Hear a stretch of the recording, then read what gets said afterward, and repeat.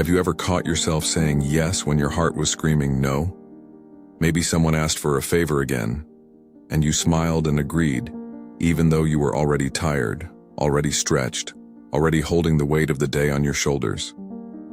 It happens more than we care to admit, especially after 70, because somewhere along the way many of us were taught that our worth is tied to how useful we are to others, that if we stop giving, we stop being valuable, that being selfless is the highest form of love, even if it quietly empties us out.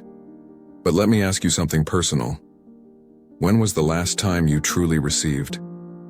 Not just a thank you or a smile in return, but real support, real listening, real care for your well-being, without strings attached? If the answer is, it's been a while, you're not alone. Many seniors reach a point where they feel like the family helper, the reliable one, the one who never says no.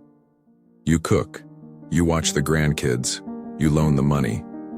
You're there at every holiday, every doctor's appointment, every phone call that begins with, "Can you?"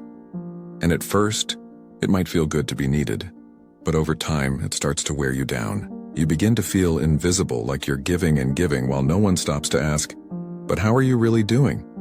That's why this conversation matters. Because after 70, your energy is sacred, your time is sacred, and your emotional peace, that's something you've earned the right to protect. In this video, we're going to talk about something that many older adults shy away from: setting boundaries. Not because you're angry, not because you don't care, but because loving yourself also means knowing when to say, "This isn't working for me anymore." And here's the truth most people won't tell you. Boundaries are not about keeping people out. They're about letting the right people in at the right pace in ways that nourish you, not drain you. Let's start with the first and maybe the most important boundary: the boundary around your time. Your time is not less valuable just because you're retired. It's not free time for others to fill as they please. In fact, now more than ever, your time should be guarded like the treasure it is, because your energy has limits, and you deserve to use it in ways that bring you joy, not just obligation. That means you don't have to say yes to every invite, every favor, every request that comes your way. You don't have to answer the phone at 11 p.m. if you're tired. You don't have to drop everything because someone forgot to plan ahead. You're allowed to say, "I'd love to help, but today I need rest." Or, "Let me think about it and get back to you." And no, that doesn't make you rude. That makes you a person who respects themselves. I remember speaking with a woman named Elsie.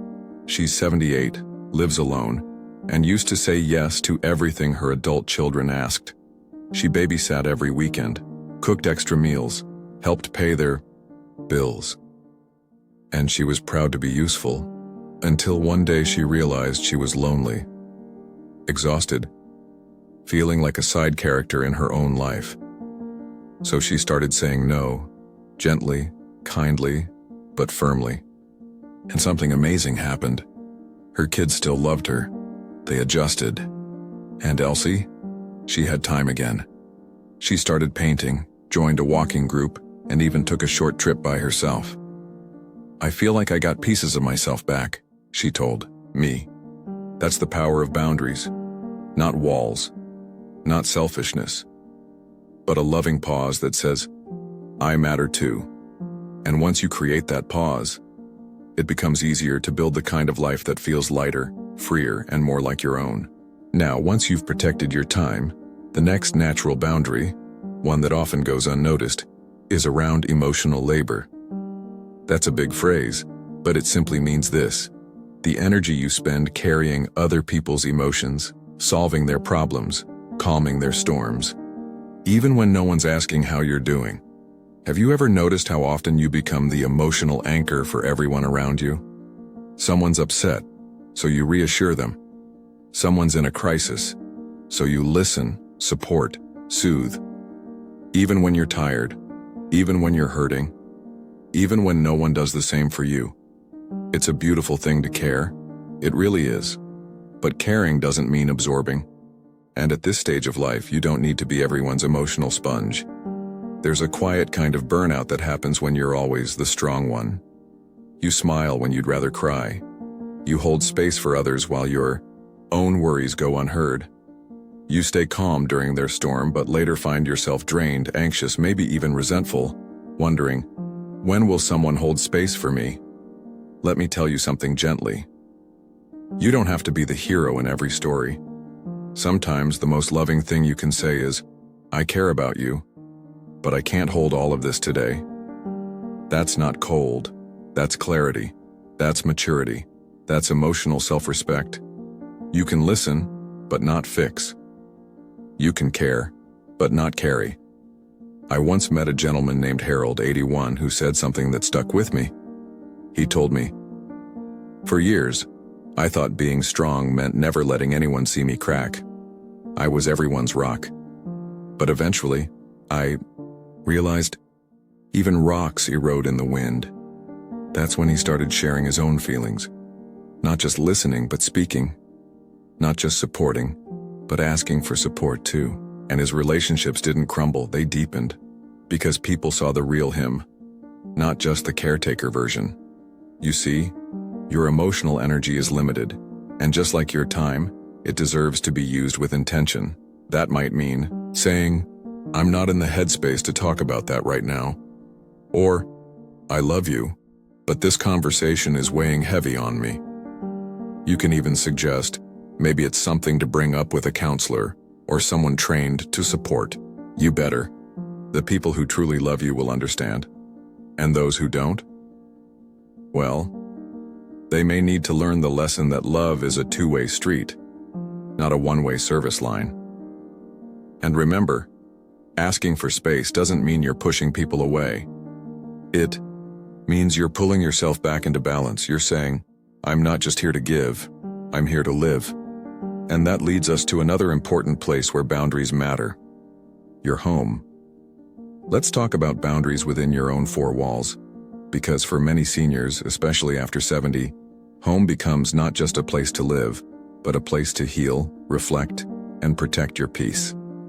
And yet, without clear boundaries, even that sacred space can be invaded, emotionally or physically, by the needs, noise, or expectations of others.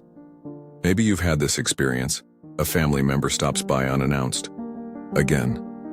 A neighbor constantly wants to chat when all you want is a quiet afternoon with your book. Or maybe a grown child is asking to move back in just for a few weeks that turn into months. It starts as love and turns into exhaustion. It's easy to feel guilty when you want more space or less noise. But your home isn't just walls and windows, it's your energy field. It's where you reset. If people are entering it in a way that drains you, disrespects your time, or leaves you feeling like a guest in your own kitchen, it's time for a loving boundary.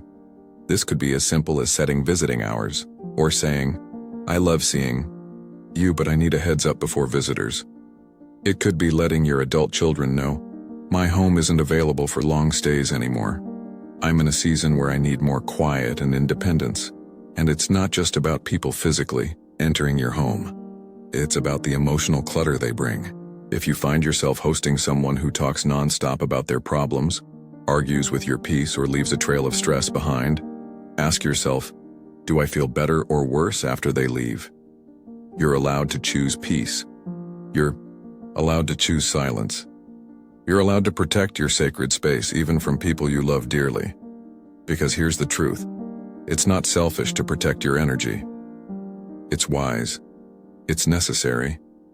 And after all the years you've spent opening your door to others, it's okay to close it now and then, not out of coldness, but out of care for yourself.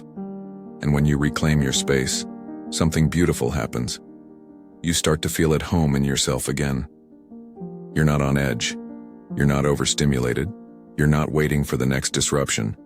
You're living in alignment with your values. I remember speaking with a woman named Elsie, 77 years old, who told me, the moment I put a little quiet time sign on my front door just from 1 to 3 p.m., I got my afternoons back. I started painting again, reading again, napping without guilt. I felt like myself. Sometimes the smallest door sign can open the biggest sense of freedom. And that brings us to one last boundary that often goes unspoken, but carries the deepest weight of all, your emotional bandwidth. Let's be real. Giving doesn't always come in the form of casseroles, errands, or babysitting. Sometimes the most draining kind of giving is the emotional kind, listening endlessly, soothing someone else's chaos. Being the strong one, the calm one, the wise one, even when you're feeling like the world is heavy on your own shoulders. And while it's beautiful to be someone others trust and lean on, it can also become a quiet burden when you're never allowed to fall apart, to be vulnerable, or simply to rest. I want to speak to the seniors who always nod and smile, who say, "I'm fine," even when they're not, who pick up every call, even when they're emotionally exhausted, the ones who hold family secrets, who absorb tension in the room, who stay silent just to keep the peace. This kind of invisible labor is real, and after 70, it can start to affect your health, your sleep, and even your sense of self-worth, because the truth is you deserve emotional balance, not just responsibility. Setting a boundary with emotional energy might sound like, "I can't talk about this right now," or "I love you, but I'm not the right person to solve this." It might even mean taking a break from someone who always brings drama into your life, even if they're family. It doesn't mean you don't love them. It means you're choosing wholeness over constant repair work. You see, after decades of showing up for everyone else, you don't owe anyone your peace. You don't have to carry every crisis. You're allowed to be selective with your time and your heart. One viewer once wrote to us, "I realized I was the family's unpaid therapist. And once I said, 'I'm not available for venting today,' my daughter actually paused and said thank you. Turns out she didn't want to burden me either. She just didn't know I needed space." Sometimes people respect your boundary the moment you speak it, and if they don't, that tells you even more. You've earned the right to protect your mind, your body, your time, your energy. You've earned the right to say, "I'm done giving beyond my limits." Because guess what? The world won't fall apart if you take a step back, but you just might fall back into yourself, in the best way possible. Let's finish this journey strong, because there's one more shift, one that will truly change how you walk through life after 70. There's one more thing that matters deeply, especially once you've spent a lifetime putting others first, creating a space that gives back to you. Now, when I say space, I don't just mean the walls around you. I mean your emotional space, your mental space, even your physical surroundings. After 70, your home, your routine, and your daily environment should nurture you, not deplete you. Think about it. How often have you rearranged your day for someone else? How often have you changed your plans, held your tongue, or kept the peace just to make someone else comfortable? Those moments add up. And unless we become intentional, we can find ourselves living a life that quietly revolves around everyone but ourselves.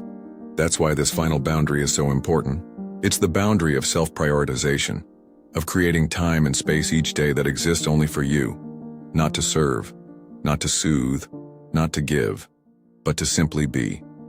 It might be 15 minutes in the morning with your tea and your thoughts, without answering a single message or turning on the news.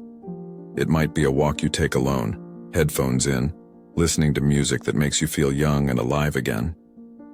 It could be a creative hobby, a quiet prayer, or even just sitting outside and feeling the breeze on your face, with no need to be productive. This boundary isn't loud. It doesn't need a speech or confrontation. It's quiet, consistent, personal. You don't need permission to take that time. You don't need to feel guilty for it. You don't have to explain why your needs matter. They just do, because when you start giving to yourself the same way you've always given to others, you remember something important. You were never just a helper. You were never just the background support. You've always been a person with your own heartbeat, your own dreams, your own worth. And that doesn't end when you turn 70, or 80, or beyond. In fact, the more you honor your boundaries now, the brighter and more peaceful the years ahead can be. You'll find more joy in the things you say yes to, because you'll finally feel safe saying no to what drains you. So here's my encouragement to you. If you've been giving and your tank feels empty, it's not selfish to stop and refill it. It's survival. It's strength. It's wisdom. You are allowed to rest. You are allowed to protect your peace. You are allowed to make this chapter of your life about you, unapologetically. And if you needed someone to tell you that today, let it be me. You're worth it. Thank you for spending your time here with me. If this message spoke to your heart, I'd love to hear from you in the comments. Share your thoughts or just say hello. And don't forget to like this video and subscribe for more ways to live stronger, happier, and freer as you age. Here's to living your best life on your terms, always.